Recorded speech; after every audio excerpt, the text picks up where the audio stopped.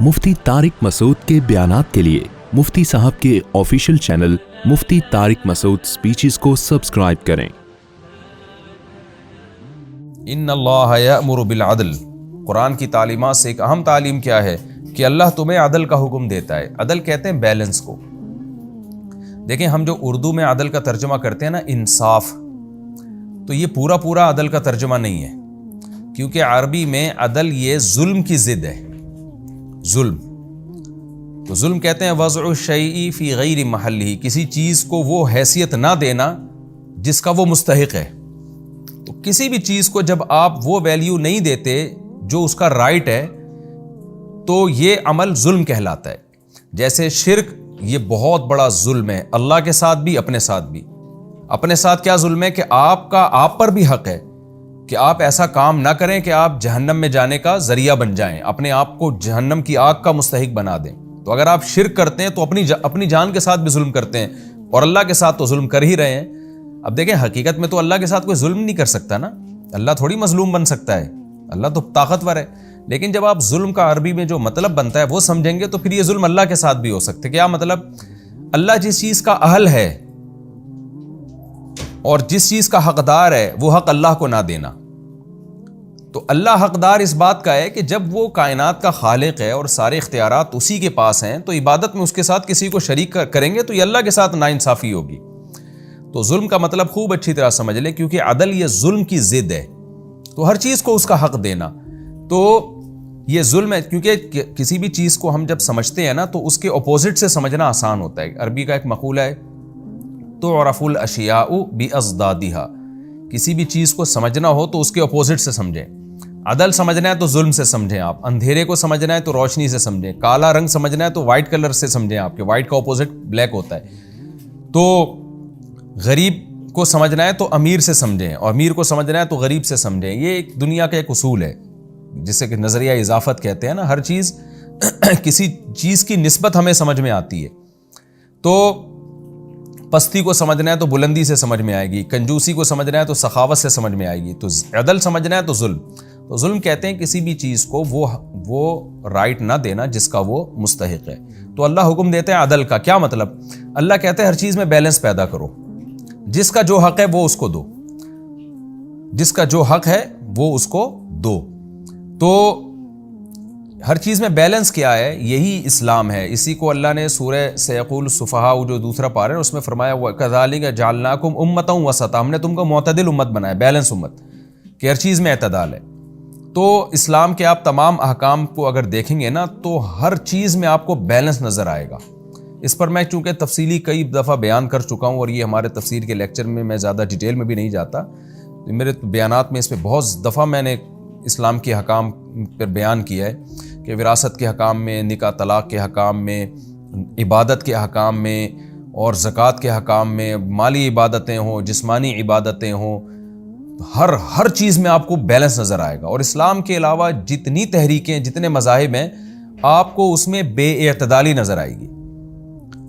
कहीं ऐसे इतने हुकूक नज़र आएंगे जैसे औरत ही के हुकूक देख लें। बाज़ सोसाइटियों ने औरत को हुकूक देने पर आए तो मर्द और औरत का फ़र्क ही ख़त्म कर दिया, और बाज़ जब छीनने पर आए तो औरत को एक पाँव की जूती बना दिया उन्होंने। इस्लाम ने उसमें बैलेंस किया। तो माली मामलात में आप देख लें, बाज़ कौमों के यहाँ बस चोरी और जुआ हराम है, बाकी सूद उनकी सोसाइटी में है, जिसकी वजह से बेड़ा गर्क हो गया। और बाज़ लोगों ने क्या किया कि इबादत में इतना गुलूफ किया कि रहबानियत की तरफ चले गए, तिजारत ही छुड़वा दी लोगों से। तो हर चीज़ में बैलेंस, तो इसी का अल्लाह ने हुक्म दिया। अच्छा, लोगों के साथ इंसाफ करना, ये भी इस आयत में दाखिल है, क्योंकि उसमें भी आप बैलेंस, कि भाई जो हकदार है उसको उसका हक मिले। अगर कोई काजी जज फैसला करता है जिसमें मजलूम की मदद नहीं की जाती, तो ये भी बेअदली है, ये भी जुल्म है, क्योंकि नाइंसाफ़ी भी बेइतदाली की एक किस्म है।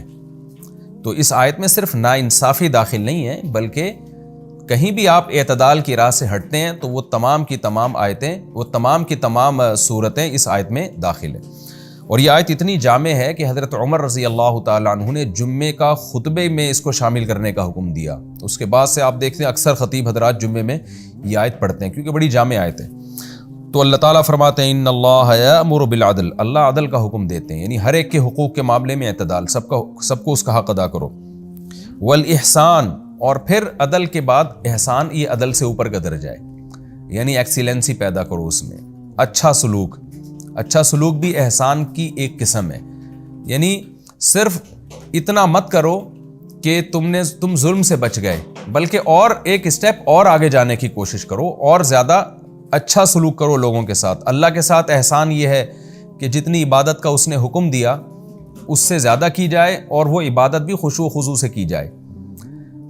اور مخلوق کے ساتھ احسان یہ ہے کہ جو مخلوق کے جو واجب حقوق ہیں وہ بھی ادا کیے جائیں بھرپور طریقے سے، اور ان پر مزید آپ اس کے ساتھ اچھا سلوک بھی کریں، جیسے زکوٰۃ کے علاوہ بھی آپ صدقات و خیرات دیں ان کو۔ تو یہ پوری ڈیٹیل آپ کو فقہ کی کتابوں میں ملے گی۔ آگے اللہ فرماتے ہیں وَإِيتَاءِ ذِي الْقُرْبَى، اور قرابت داروں کو دو۔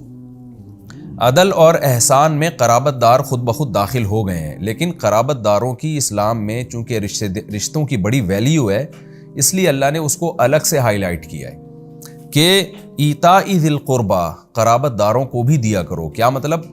عام مخلوق سے ہٹ کے ان کا تھوڑا زیادہ خیال کیا کرو۔ وَيَنْهَا عَنِ الْفَحْشَاءِ وَالْمُنْكَرِ، اور اس کے ساتھ ساتھ اللہ تمہیں کھلی بے حیائی سے اور ہر طرح کے گناہ سے بھی تمہیں روکتا ہے۔ یہ سب چیزیں عدل اور احسان میں آ گئی ہیں، لیکن الگ سے بیان کیا جا رہا ہے تاکہ لوگ ان کو ویلیو زیادہ دیں۔ والبغی، اور اللہ ظلم سے بھی روکتا ہے۔ بغی کا مطلب جو عام ظلم ہے کہ آپ کسی کے اوپر ظلم زیادتی کرتے ہیں، یہ عدل میں آ گئی یہ چیز، لیکن اس کو الگ سے ہائی لائٹ کیا جا رہا ہے تاکہ لوگ اس کو خصوصی طور پہ فوکس کریں کہ ٹھیک ہے ہم نے عدل کرنا ہے، لیکن کسی پہ خاص جب ہم ظلم کر رہے ہوتے ہیں تو بعض دفعہ انسان کو جب عمومی احکام دیے جاتے ہیں تو اس کی توجہ اس کی طرف نہیں جاتی۔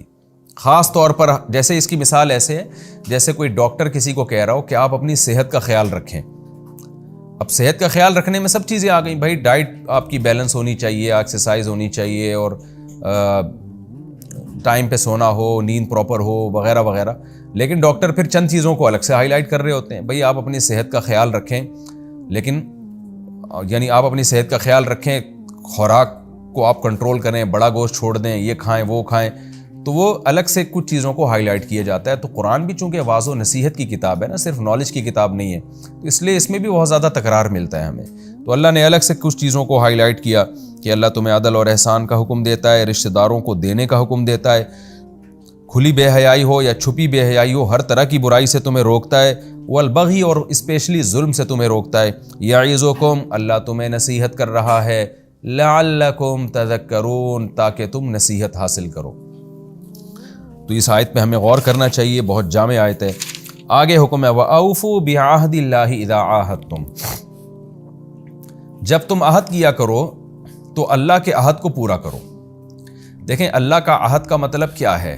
ہر طرح کا جو عہد ہے نا اسلام میں وہ اللہ ہی کا عہد ہے، خوب سمجھ لیں۔ اس سے یہ مراد نہیں ہے، صرف اتنا اس میں داخل نہیں ہے کہ آپ اللہ سے کوئی ایگریمنٹ کرتے ہیں تو وہ پورا کریں، مخلوق کا ایگریمنٹ پورا نہ کریں، نہ۔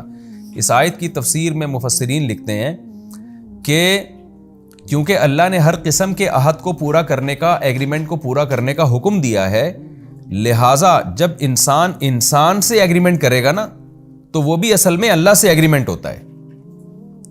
یعنی جب آپ کسی سے ایگریمنٹ کرتے ہیں کہ تم یہ کام کر دو تو اس کے بدلے میں یہ کروں گا، یہ ایگریمنٹ ہو گیا نا، یا جنگ بندی کا ایگریمنٹ ہو گیا، تو یہ بھی اصل میں حقیقت میں اللہ سے آپ نے ایک ایگریمنٹ کیا ہے، کیونکہ اللہ نے آپ کو ایگریمنٹ کے پورا کرنے کا حکم دیا ہے، تو یہ بھی اللہ کا ایگریمنٹ بن جائے گا۔ تو ہر ایگریمنٹ وہ اللہ ہی کا ایگریمنٹ ہے۔ سوال پیدا ہوتا ہے جب یہ اللہ کا ایگریمنٹ ہے تو پھر اس کو الگ سے اللہ نے اپنی طرف منسوب کیوں کیا ہے کہ اللہ کا ایگریمنٹ؟ دو وجہ سے منسوب کیا۔ ایک یہ کہ چونکہ ہر ایگریمنٹ جو بھی مسلمان کرتا ہے وہ اصل میں اللہ ہی سے کرتا ہے، تو اس کے لیے جائز ہونا ضروری ہے۔ ایسا ایگریمنٹ جو حرام ہے، ناجائز ہے، وہ اس سے خارج ہو گئے سارے کے سارے۔ مثال کے طور پر کوئی مسلمان کسی سے ایگریمنٹ کر لیتا ہے کہ تم نے میرا یہ کام کیا، کوئی غیر مسلم کہتا ہے میں تمہارا یہ کام کر دیتا ہوں، اس کے بدلے میں تم مجھ سے ایگریمنٹ کرو کہ تم شراب پیو گے میرے ساتھ۔ تو اب یہ جو ایگریمنٹ ہے نا، یہ چونکہ اسلام میں حرام ہے، شراب آپ نہیں پی سکتے اور اس ایگریمنٹ کو توڑنا واجب ہے، تو کسی بھی طریقے سے آپ اس غیر مسلم کو راضی کریں گے مگر آپ یہ ایگریمنٹ پورا نہیں کر سکتے۔ تو اس لیے اللہ نے ہر ایگریمنٹ کا تذکرہ نہیں کیا یہاں پر، وہ ایگریمنٹ جو اللہ کا ایگریمنٹ ہو۔ کیا مطلب؟ اللہ کی طرف سے اس کی پرمیشن ہو۔